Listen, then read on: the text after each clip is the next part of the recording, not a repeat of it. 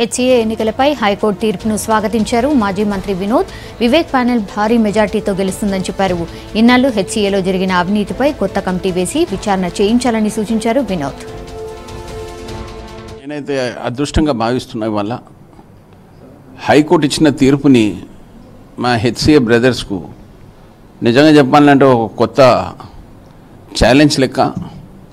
ఒక తీర్పు ఎట్లుందంటే ఆ ఎలక్షన్ కౌంట్ అయిన తర్వాత రిజల్ట్స్ ఎట్లన్నా డిక్లేర్ రేపు అయితే ఈ కౌంటింగ్ చేయనీకనే 2.5 months అయింది లేటు. ఇవాళ కోర్టు ఇచ్చిన డైరెక్షన్ ప్రకారంగా చూస్తే హైదరాబాద్ క్రికెట్ అసోసియేషన్ ఒక మంచి లైన్లో పోయే కార్యక్రమాన్ని వస్తుంది. ఫర్ ద లాస్ట్ 3 years నరకం అనుభవించారు ప్రతి ఒక్క సెక్రటరీ. నరకం అంటే నరకం. ఈ నరకం వచ్చిన తర్వాత మా హెచ్సీఏ బ్రదర్స్ అందరు సోదరులు లిటరల్గా వాళ్లకు ఒక 1 రూపీ అటెన్షన్ లేకుండే, ఒక పర్టికులర్ గ్రూపే ఉండే. ఆ గ్రూప్కు సంబంధించిన మనుషులే దాన్ని హ్యాండిల్ చేశారు. ఆ గ్రూప్ హ్యాండిల్ చేసిన తర్వాత ఉన్న అవకతవకలు, హెచ్సీఏలో ఉన్న ఫైనాన్షియల్ మ్యాటర్సు అవన్నీ డిలాయిట్ రిపోర్ట్ తీసుకున్న తర్వాత కూడా ఏసీబీకి పోయింది, ఎంక్వైరీకి పోయింది. ప్రతి జాగల నేనేదంటే కుంభకోణం లెక్కనే ఉంది హెచ్సీఏ సమస్య. ఇప్పుడు వచ్చే కొత్త బాడీకి చాలా కష్టమైన రెస్పాన్సిబిలిటీ ఉన్నది.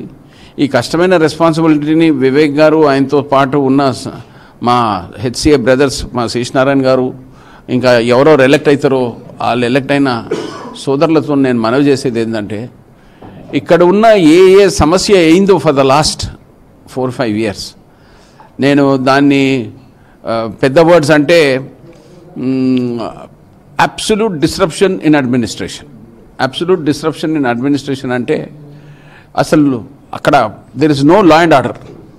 అది ఉన్న ఒక ప్రైవేట్ లిమిటెడ్ కంపెనీ లెక్క వాళ్ళు ఎవరో దాన్ని యూజ్ చేసుకొని ఆ గ్రూప్ ఆఫ్ మనుషులు ఎవరున్నారో వాళ్ళు ద కన్సర్న్డ్ అథారిటీస్ ఎవరు రన్ చేశారో ఆ టైంలో దాని గురించి పెద్ద ఎంక్వైరీ పెట్టాలి. వాళ్ళు చేసిన ప్రతి ఒక్క కార్యక్రమాన్ని బీసీసీఐ వాళ్ళు దాన్ని మనుషులు తీసుకోవాలి. ఇప్పుడున్న బాడీ కూడా దాన్ని ఇన్వెస్టిగేషన్ చేయించి దానికి ఎవరు ఏమేమి తప్పులు చేశారో they should get their right punishment అని